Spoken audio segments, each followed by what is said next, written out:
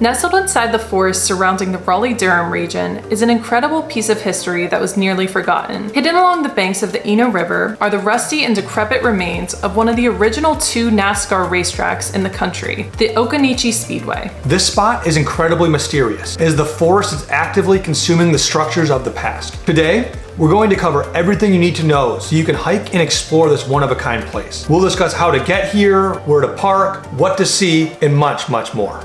To truly appreciate this place, here's 30 seconds of really quick history. The Occoneechee Speedway was built in 1948 after Bill France, the soon-to-be founder of NASCAR, noticed a derelict horse racing track while he was flying his airplane over the region. He quickly converted the track from equestrian to automotive, threw up a ticket booth, and the Speedway was born. Over its 21 years of operation, this track hosted the nation's leading racers, including Louise Smith, who was one of the first female NASCAR drivers and the inspiration behind the Pixar character Louise Nash in Cars 3. In fact, the writers of Cars 3 described Occoneechee Speedway as one of the inspirations for the movie. So this place is pretty neat. To get here, simply enter the address listed in the description below. Your phone will take you to a marked gravel parking lot with helpful signage to direct you to the trailhead. From the parking lot, it's only a 5-minute walk to the track. Once you hit the track, you'll be amazed by some of the neat ruins that line the circuit. As you walk, you'll discover the rusted out remains of old race cars crumbling along the perimeter.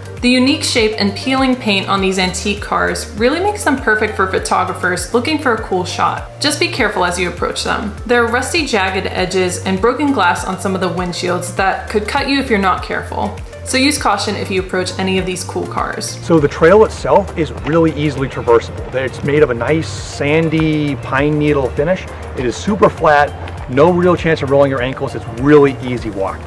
The track is roughly 1 mile around. As you continue around the loop, you will find the crumbling concrete remains of the old grandstands, where spectators used to sit and watch the races. These stairs here are really fun to climb, and with their moss-covered appearance, really add a haunting feeling to this place. If you actually climb the grandstands, there are offshoots of trails that wind you along some of the other exciting ruins in the area. Following the trail, you'll find old concession buildings, complete with the old Pepsi painted advertisements, which are fitting, as Pepsi was originally founded in North Carolina. If you continue on this offshoot of trail, you'll pass other dilapidated structures inside the rusted fence and perimeter. You'll pass iconic buildings like the old ticket office, where people would buy tickets, as well as the old men's bathroom building, which looks like it's out of a Hollywood set, the way it's rusting and crumbling amidst a scenic backdrop of beautifully painted tall pine trees. These trail offshoots will ultimately lead you back to the grandstands, where you can continue the main loop trail. So we're walking around the actual speedway the cars used to race along, and it is so cool imagining cars screaming up and down these paths.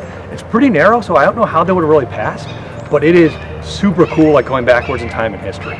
The interior of the loop actually is a fantastic grass field that is the remains of an old football field from back in the day. You can really tell how old this field is, as the trees that are growing by the field goals and the end zone certainly are well grown, which shows how long this area has been neglected. Still, this spot is great if you have kids looking to practice throwing their football around. Along this main trail, you'll also find nice picnic areas located beneath beautiful trees that offer a shady spot for a quick lunch. For those exercise inclined, there's a small workout facility located along the track perimeter, with some nice spots for pull-ups and other exercises if you're looking to work out in a great environment. Besides the main trail, there are over 3 miles of forest paths that follow the winding Eno River. These trails really are beautiful, and the sound of the flowing water really makes this a fun area to extend your hike. So we just left the main racing trail, and where are we, Courtney?